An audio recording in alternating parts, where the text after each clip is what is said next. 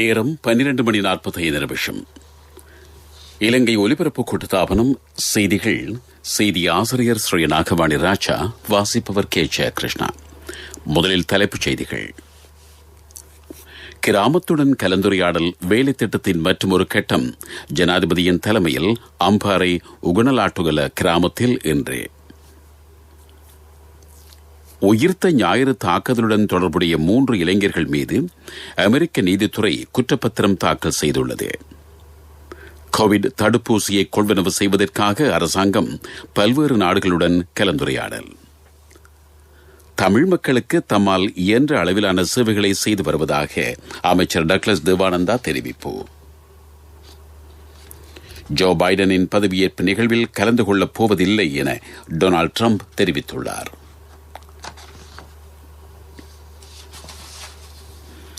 ஜனாதிபதியின் சுபீட்சத்தின் நோக்கு கிராமத்துடன் கலந்துரையாடல் வேலையுடன் மீண்டும் கிராமத்திற்கு செயற்திட்டத்தின் கீழ் மீனவ சமூகத்திற்கு மீன் குஞ்சுகள், இறால் குஞ்சுகள், மீன்பிடி உபகரணங்களை வழங்கும் தேசிய நிகழ்வு நிகவரேட்டிய மாகல்ல பிரதேசத்தில் இடம்பெறவிருக்கிறது. அமைச்சர் ஜான்ஸ்டன் பெர்னாண்டோவின் வழிகாட்டலின் கீழ் பிற்பகல் 4 மணிக்கு பிரதமர் மஹிந்த ராஜபக்ஷ தலைமையில் நிகழ்வு இடம்பெறவுள்ளது.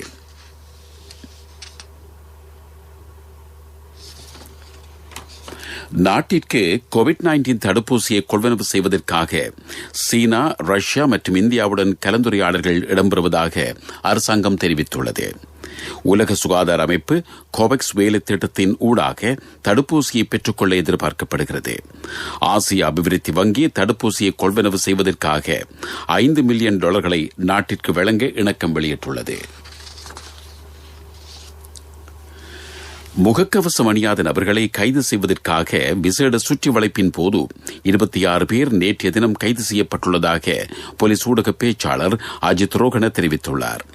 முகக்கவசம் அணிய தவறிய மற்றும் சமூக இடைவெளியை பின்பற்ற தவறிய குற்றச்சாட்டில் இதுவரை 2025 பேர் கைது செய்யப்பட்டுள்ளனர். அதில் 1077 பேருக்கு ஆன்டிஜென் பரிசோதனை மேற்கொள்ளப்பட்டுள்ளது. இதில் 19 பேர் கொரோனா தொற்றாளர்களாக அடையாளம் காணப்பட்டிருக்கிறார்கள். அத்துடன் 928 பேருக்கு PCR பரிசோதனையும் மேற்கொள்ளப்பட்டுள்ளது. அதில் 5 பேர் கொரோனா தொற்றாளர்களாக அடையாளம் காணப்பட்டுள்ளனர். இந்த நிலையில் முகக்கவசம் அணியாதவர்களை கைது செய்வதற்கான விசேட நடவடிக்கை தொடர்ந்து முன்னெடுக்கப்படும் எனவும் போலீஸ் ஊடக பேச்சாளர் மேலும் தெரிவித்தார். நீங்கள் கேட்டுக்கொண்டிருப்பது இலங்கை ஒலிபரப்பு கூட்டுத்தாபனத்தின் செய்திகள். உங்களது வேறு கிரெடிட் கார்டு நிலுவைகளை பீப்பிள்ஸ் பேங்க் கிரெடிட் கார்டுக்கு மாற்றி குறைந்த வட்டியில் இலகுவில் செலுத்துங்கள்.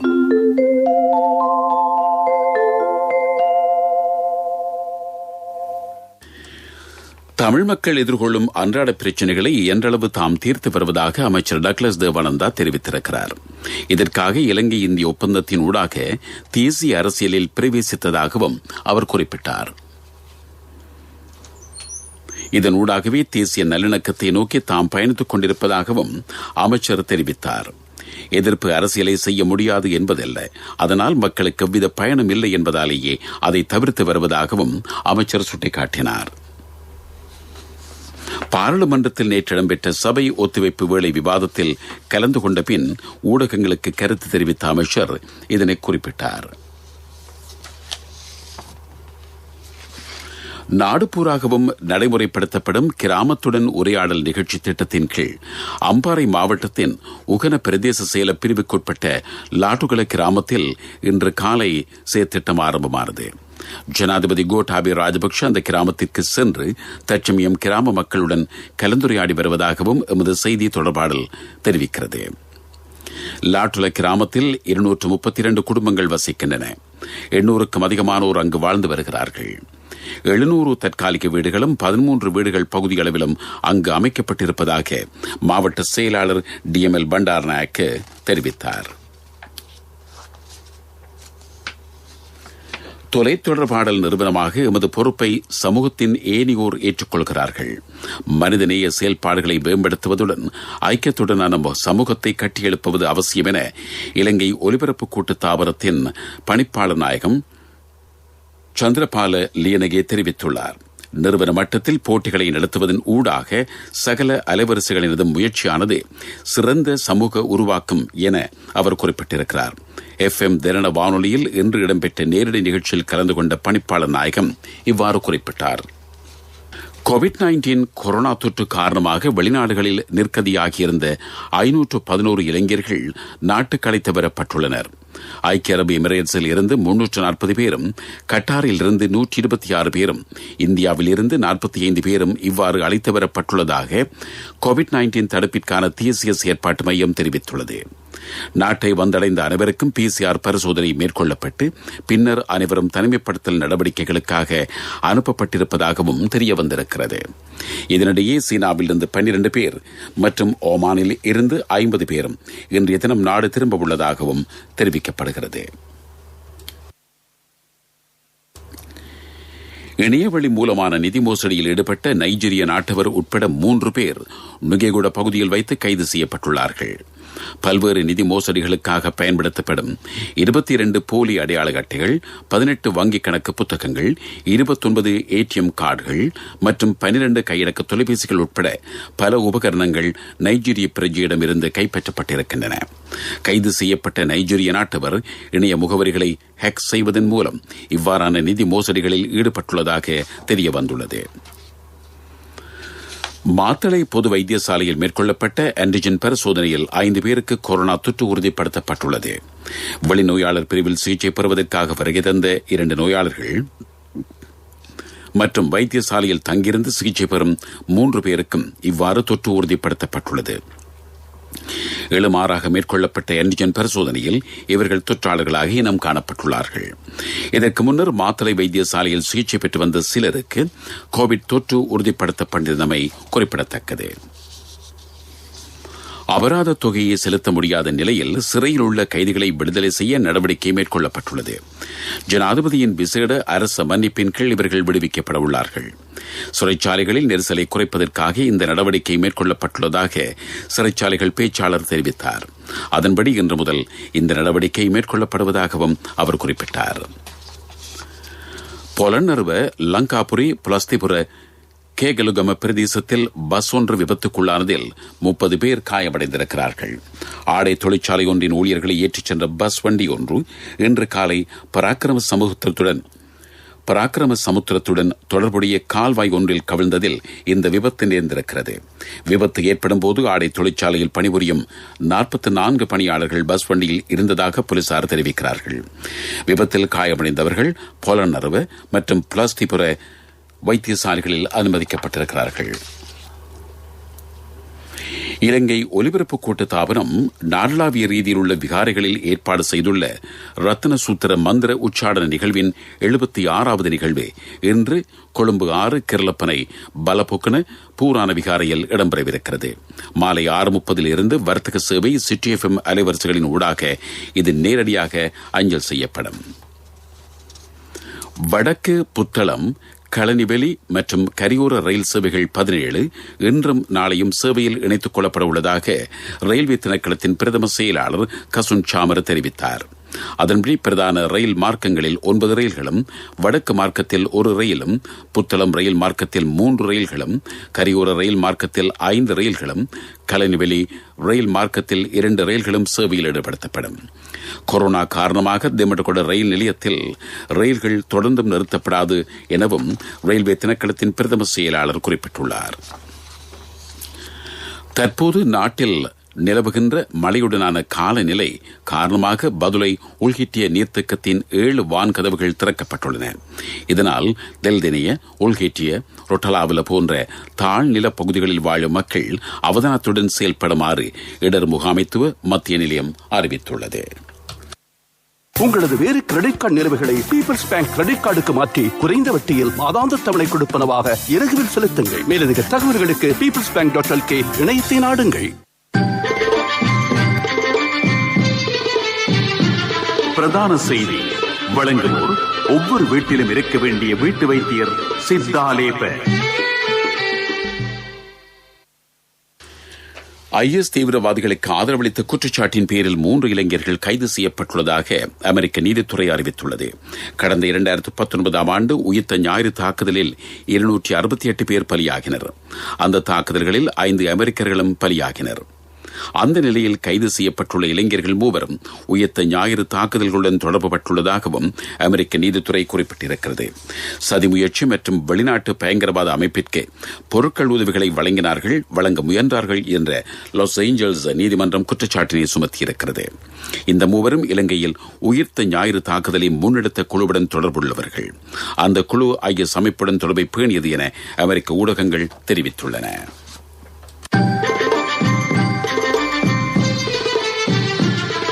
பிரதான செய்தி வழங்கியோர் ஒவ்வொரு வீட்டிலும் இருக்க வேண்டிய வீட்டு வைத்தியர் சித்தாலேபன். உங்கள் கவனத்திற்கு இணையவழி நிதி மோசடி சம்பவங்கள் நாட்டில் அதிகரித்துள்ளதாக போலீஸ் ஊடக பேச்சாளர் அஜித் ரோகன தெரிவித்துள்ளார். நாட்டில் தங்கியுள்ள நைஜீரிய நாட்டவர்கள் இணைய முகவரிகளை ஹேக் செய்வதன் மூலம் இவ்வாறான நிதி மோசடிகளில் ஈடுபட்டுள்ளதாக தெரிய வந்துள்ளதாகவும் அவர் குறிப்பிட்டார். எனவே மின்னஞ்சல் முகவரி மூலமாக இணையத்தில் நிதி கொடுக்கல் வாங்கல்களை மேற்கொள்கின்றவர்கள் மிகவும் அவதானமாக இருக்குமாறு பிரதி போலீஸ் மாதிபர் அஜித் ரோகன பொதுமக்களுக்கு அறிவுறுத்தியுள்ளார். வாழ்வின் முதலடி வைக்கும் நாள் முதல் நம்பிக்கையின் முதல்வன் உங்களுடன் சகலத்தையும் பெற்றுக்கொள்ளும் ஒரே இடம் பீப்பிள்ஸ் லீசிங், நம்பிக்கையின் முதல்வன். உலகச் செய்திகள் அனுசரணை வழங்குவோர் பீப்பிள்ஸ் லீசிங், நம்பிக்கையின் முதல்வன். அமெரிக்க ஜனாதிபதியாக பதவியேற்கவுள்ள ஜோ பைடனின் பதவியேற்பு நிகழ்ச்சியில் கலந்து கொள்ளப் போவதில்லை என்று தற்போதைய ஜனாதிபதி டொனால்டு டிரம்ப் தெரிவித்துள்ளார். எதிர்வரும் 20ஆம் தேதி ஜோ பைடன் அமெரிக்காவின் புதிய ஜனாதிபதியாக பதவியேற்கிறார். இந்த நிலையில் டிரம்ப் மீது 2வது முறையாக அரசியல் குற்றச்சாட்டு கொண்டுவரப்போவதாக ஜனநாயக கட்சி பாராளுமன்ற உறுப்பினர்கள் அறிவித்துள்ளார்கள். ஜனாதிபதி தேர்தலில் மோசடி இடம்பெற்றுள்ளதாக டிரம்ப் ஆதாரமின்றி சுமத்திய குற்றச்சாட்டுகளை அடுத்து அவரது ஆதரவாளர்கள் பாராளுமன்றத்தை முற்றுகையிட்டனர். அது அமெரிக்க வரலாற்றின் மிக மோசமான கலவரங்களில் ஒன்றாக மாறியது. அதை கண்டித்து டிரம்ப் மீது அரசியல் குற்றச்சாட்டு கொண்டுவரப்பட வேண்டும் என்று ஜனநாயக கட்சி தெரிவித்தது. இந்த நிலையிலேயே ஜோ பைடனின் பதவியேற்பு நிகழ்ச்சியில் கலந்து கொள்ளப் போவதில்லை என்று டொனால்டு டிரம்ப் அறிவித்துள்ளமையும் குறிப்பிடத்தக்கது. இதனிடையே ட்விட்டர் சமூக ஊடகத்தளம் ஜனாதிபதி டொனால்டு டிரம்பின் கணக்கை நிரந்தரமாக முடக்கியிருக்கிறது. அண்மையில் டிரம்பின் ட்விட்டர் கணக்கில் செய்யப்பட்ட பதிவுகள் மீளாய்வு செய்யப்பட்டதாகவும் அவை மேலும் வன்முறையை தூண்டக்கூடியவை என்பதால் அவரின் கணக்கை நிரந்தரமாக முடக்கும் முடிவுக்கு வந்ததாக ட்விட்டர் நிறுவனம் அறிவிக்கிறது. ஐரோப்பிய ஒன்றியத்தின் பருவநிலை மாற்ற ஆய்வு நிலையம் 2016 மற்றும் 2020 ஆகிய ஆண்டுகளை உலகின் மிக வெப்பமான ஆண்டுகளாக அறிவித்திருக்கிறது. கடந்த 10 ஆண்டுகளில் பருவநிலை மாற்றத்தால் இந்த 2 ஆண்டுகளும் வெப்பம் மிகுந்தவையாக இருந்தது என்று குறிப்பிடப்பட்டிருக்கிறது. ஐரோப்பாவில் கடந்த ஆண்டு வழக்கத்துக்கு மாறான வெப்பமும் குளிரும் நிலவின. அதேவேளை ஆர்க்டிக் கண்டத்தில் அதிக வெப்பம் காணப்பட்டது. கரியமில வாயு வெளியேற்றம் தொடர்ந்து அதிகரிப்பதால் புவி வெப்பமடைகிறது. தொழில்துறை வளர்ச்சிக்கு முந்தைய காலகட்டத்தை விட கடந்த ஆண்டு உலக வெப்ப சராசரி 1.25 டிகிரி அதிகரித்தது. குறிப்பாக உலகின் வெப்பம் மிகுந்தவையாக கடந்த 6 ஆண்டுகள் பதிவாகியுள்ளமையும் குறிப்பிடத்தக்கது. வாழ்வின் முதலடி வைக்கும் நாள் முதல் நம்பிக்கையின் முதல்வன் உங்களுடன் சகலத்தையும் பெற்றுக்கொள்ளும் ஒரே இடம் பீப்பிள்ஸ் லீசிங், நம்பிக்கையின் முதல்வன். அபிவிருத்தி செய்திகள். நாட்டின் பொருளாதாரத்திற்கு நேரடியான பங்களிப்புகளை வழங்க வீதி கட்டமைப்புகளை அபிவிருத்தி செய்யும் நடவடிக்கை இடம்பெறுகிறது. இவ்வாறு நெடுஞ்சாலைகள் அமைச்சர் ஜான்சன் பெர்னாண்டோ தெரிவித்துள்ளார். இந்த வருடத்தின் இறுதிப் பகுதியில் 25,000 கிலோமீட்டர் நீளமான வீதிகளை அபிவிருத்தி செய்ய நெடுஞ்சாலைகள் அமைச்சு எதிர்பார்த்துள்ளதாகவும் அமைச்சர் குறிப்பிட்டார். விளையாட்டுச் செய்திகள். சுற்றுலா இந்திய அணிக்கும் ஆஸ்திரேலிய அணிக்கும் இடையிலான 3வது டெஸ்ட் கிரிக்கெட் போட்டி தற்சமயம் இடம்பெற்று வருகிறது. போட்டியில் தமது 2வது இன்னிங்ஸிற்காக துடுப்படுத்த ஆடிவரும் ஆஸ்திரேலிய அணி இன்றைய 3ஆம் நாள் ஆட்ட நிறைவின் போது 2 விக்கெட்டுகளை இழந்த நிலையில் 103 ஓட்டங்களை பெற்றிருக்கிறது. ஆஸ்திரேலிய அணி தமது முதலாவது இன்னிங்ஸிற்காக 338 ஓட்டங்களை பெற்றதோடு இந்திய அணி தனது முதலாவது இன்னிங்ஸிற்காக 244 ஓட்டங்களை மட்டுமே பெற்றது. இந்த நிலையில் ஆஸ்திரேலிய அணி தமது 2வது இன்னிங்ஸில் 8 விக்கெட்டுகள் கைவசம் உள்ள நிலையில் 197 ஓட்டங்களால் முன்னிலை வகிக்கிறது. போட்டியின் 4ஆம் நாள் ஆட்டம் நாளை தொடரவிருக்கிறது. வர்த்தக செய்தி. கடந்த வருடத்தில் தேயிலை, தெங்கு, ரப்பர் ஆகிய செய்கைகள் ஒப்பீட்டளவில் குறைந்திருப்பதாக மத்திய வங்கி தெரிவித்துள்ளது. கோவிட் காரணமாக இந்த செய்கைக்கு தேவையான ஊழியம் தொடர்ச்சியாக கிடைக்கப்பெறவில்லை. பல்வேறு பிரதேசங்கள் தனிமைப்படுத்தப்பட்டமையும் வறட்சி காலநிலையும் தேயிலை மற்றும் தெங்கு அறுவடை குறைவதற்கு காரணமாக அமைந்துள்ளன. சந்தையில் விலை வீழ்ச்சி ஏற்பட்டதால் ரப்பர் உற்பத்தியும் குறைந்திருக்கிறது. பொருளாதார செய்திகள் அனுசரணை. இப்போதான் சந்தோஷமா பள்ளிக்கூடம் போறாள். எல்லாம் நீங்கள் சைக்கிள் வாங்கி கொடுத்ததால. LOLC கிரெடிட் கார்டு இருந்ததால நினைச்ச உடனே வாங்கி கொடுக்க கூடியதா இருந்துச்சு. LOLC ஃபைனான்ஸ் கடன் அட்டை உங்களை மேலும் உயர்த்திட. 2000 கலைப்பட்டதாரிகளுக்கு தகவல் தொழில்நுட்ப பட்டப்படிப்பை பயில்வதற்கான சந்தர்ப்பத்தை பெற்றுக் கொடுக்க அரசாங்கம் தீர்மானித்துள்ளது. நிலவும் வெற்றிடங்களுக்கு கலைப்பட்டதாரிகளை உள்வாங்குவது இதன் நோக்கமாகும் என அமைச்சர் ஜனகபண்டார தென்னக்கோன் தெரிவித்துள்ளார். பட்டதாரி நியமனங்களுக்காக விண்ணப்பித்த 91,000க்கும் மேற்பட்டோரில் 49,000க்கும் மேற்பட்டவர்களுக்கு தொழில் வழங்கப்பட்டிருக்கிறது.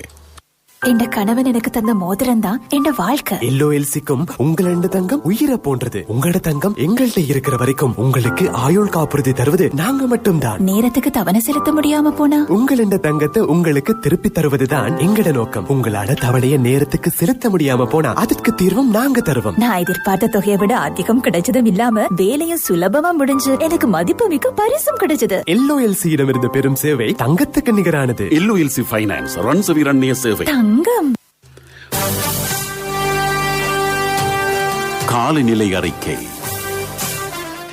நாட்டின் தென்கிழக்கில் வளிமண்டலத்தில் ஏற்பட்ட கீழ்மட்ட தளம்பல் நிலை காரணமாக நாடு பூராகவும் இன்று மழையுடனான காலநிலை நிலவும் என வளிமண்டலவியல் திணைக்களம் அறிவிக்கிறது.